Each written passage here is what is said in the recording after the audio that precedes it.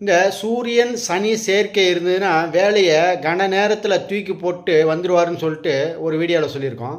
அது ஏன் நடக்குது அப்படின்னா, இவருடைய வாழ்க்கையில் சொந்த தொழில் செய்ய சொல்லி உந்துதல் பண்ணிக்கிட்டே இருக்கும்.